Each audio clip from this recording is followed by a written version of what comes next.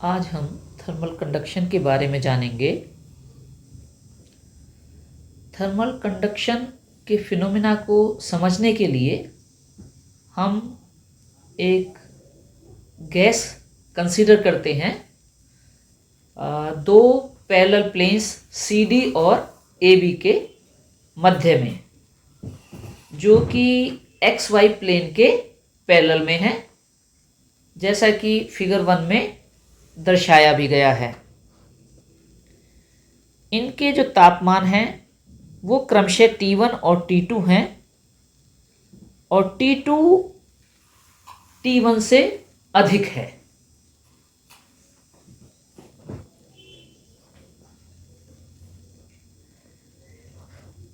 इन steady state, जब steady state होगी तो हम ये सपोज करते हैं कि जो गैस है वो पैरेलल लेयर्स की फॉर्म में बनी हुई है, और जैसे जैसे लेयर का डिस्टेंस प्लेन सी डी से इंक्रीज होता है जेड डायरेक्शन में, तो जो लेयर का तापमान है वह भी इंक्रीज होता है। इसके कारण टेम्परेचर ग्रेडियंट की फॉर्मेशन होती है पैरेलल प्लेन्स के मध्य। और यह जो टेम्परेचर ग्रेडियंट है, इस टेम्परेचर ग्रेडियंट के बनने की वजह से ही एडजेसेंट लोअर लेयर के लिए हीट ट्रांसपोर्ट होती है, जो कि ऊपर वाली लेयर से कम तापमान पर होती है। ऊष्मा गर्म प्लेन ए बी से ठंडे प्लेन सी डी की तरफ फ्लो करती है।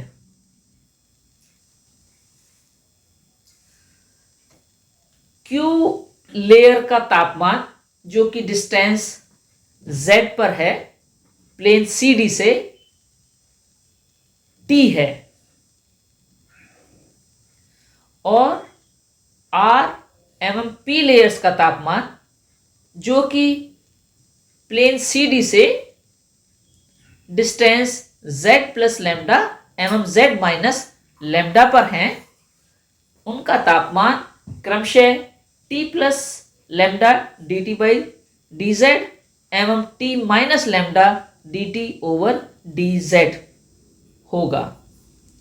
यहाँ पर लैम्डा मीन फ्री पाथ है, और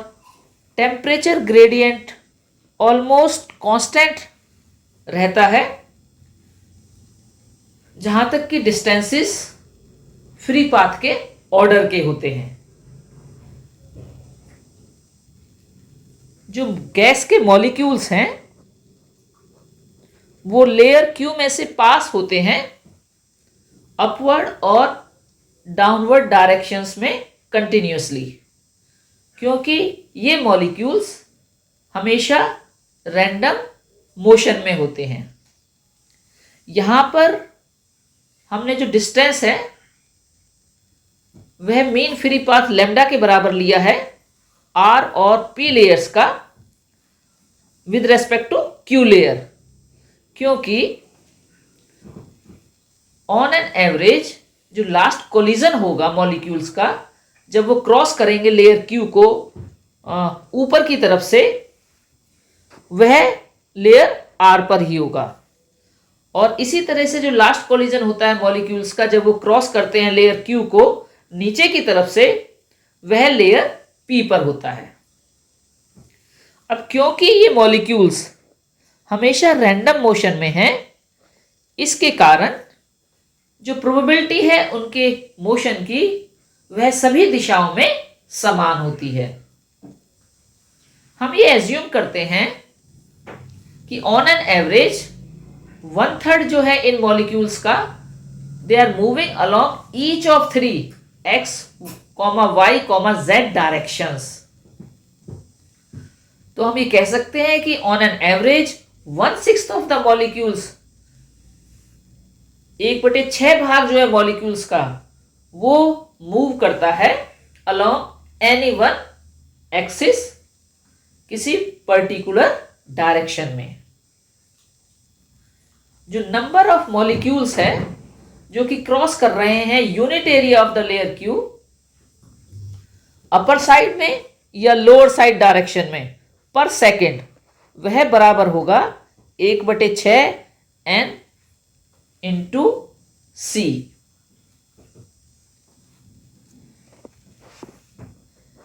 the degrees of freedom of each molecule is f। Degree of freedom हर मॉलिक्यूल की अगर f है तो उस केस में जो मेन एनर्जी है मॉलिक्यूल की वह होगी F के T/2 के बराबर। जो मॉलिक्यूल्स हैं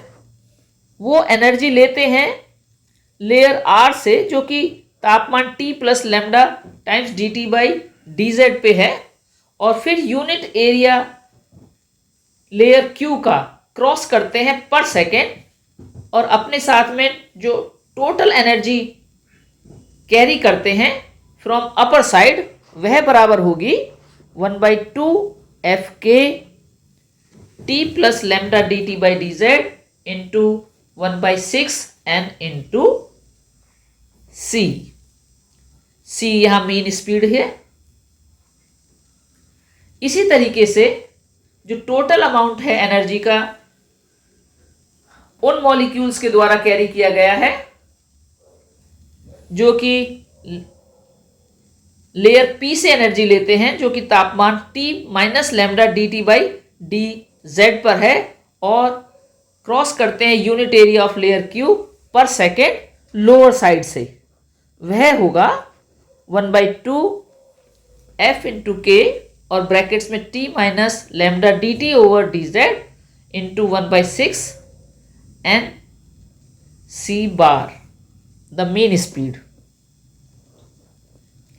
Hence, net energy crossing unit area of layer in 1 second in the plus z direction is, यानी अर्थात जो नेट एनर्जी है जो कि यूनिट एरिया को क्रॉस कर रही है लेयर को 1 सेकेंड में प्लस z डायरेक्शन में, वह होगी J बराबर 1/2 F के और ब्रैकेट्स में T minus lambda dt/dz into 1/6 n C bar minus half of F के ब्रैकेट्स में T plus lambda dt/dz into 1/6 n C बार, और ये हुई माइनस 1/6 n C बार F के लैम्डा dt/dz। तो इक्वेशन 5 से हमें नेट एनर्जी मिल रही है जो कि यूनिट एरिया को लेयर की क्रॉस करती है इन 1 सेकेंड प्लस z डायरेक्शन में। लेकिन यहाँ पर जो F डिग्रीज ऑफ फ्रीडम है उसको हम लिख सकते हैं ट्वाइस m CV/K, और CV molar specific heat at constant volume जो होती है वह होती है 1/2 F n K के बराबर, और इसको हम लिख सकते हैं m इंटू n CV। यहाँ m जो है वो मास है वन मॉलिक्यूल का, और कैपिटल N एवोगैड्रो नंबर है, और CV स्पेसिफिक हीट है ऑफ 1 ग्राम गैस। अब अगर हम इक्वेशन 6 को यूज करते हैं 3 में, तो J बराबर हो जाता है माइनस 1/6 n C बार और ब्रैकेट्स में twice m CV/K bracket close K lambda dt/dz, और इसको हम लिख सकते हैं माइनस 1/3 mn C बार CV लैम्डा dt/dz,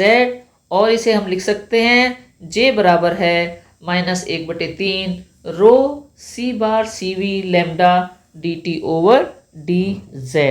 क्योंकि रो डेंसिटी है गैस की और ये m इंटू n के बराबर होती है। लेकिन Fourier law of heat conduction के अकॉर्डिंग हम J को क्या लिख सकते हैं, Q/A, और बराबर है माइनस K dt/dz। तो यहाँ जो K है ये coefficient of thermal conductivity of the gas तो इक्वेशन 9 और 10 से हमें मिलता है coefficient of thermal conductivity of the gas के बराबर है 1/3 m into N C bar C V times lambda, और k को हम लिख सकते हैं 1/3 mn 8 kT over pi m raise to power half CV into 1/√2 pi d square n, क्योंकि c बार होता है बराबर 8 kT over pi m raise to power half, और लैम्डा जो मीन फ्री पाथ है उसकी वैल्यू होती है 1/√2 पाई d स्क्वेयर n के बराबर। तो जो वैल्यूज हमने इक्वेशन 11 में सब्स्टिट्यूट कर दी हैं, तो कोफिशिएंट ऑफ थर्मल कंडक्टिविटी के बराबर हमें मिलता है 2/3 pi D square M K T over pi raise to power half C V. और अगर हम सी वी की वैल्यू सब्स्टिट्यूट करते हैं capital C V over mass M, and K को हम सब्स्टिट्यूट कर देते हैं आर ओवर एन, तो coefficient of thermal conductivity K हमें मिलता है 2/3 pi D square N with in brackets M R T over pi raise to power half C V over M के बराबर, और के बराबर है 2/3 पाई डी स्क्वेयर एन और स्क्वेयर ब्रैकेट्स में R T over pi M raise to power half C V. Equation 13 से हमें कोफिशिएंट ऑफ थर्मल कंडक्टिविटी प्राप्त होता है, और इक्वेशन 13 से हमें यह भी पता चल रहा है कि कोफिशिएंट ऑफ थर्मल कंडक्टिविटी वह प्रोपोर्शनल है to the square root of temperature, क्योंकि जो specific heat of gas CV है वह किसी भी गैस के लिए कांस्टेंट होती है। तो इस वजह से जो कोफिशिएंट ऑफ थर्मल कंडक्टिविटी है that depends on square root of the temperature of the gas।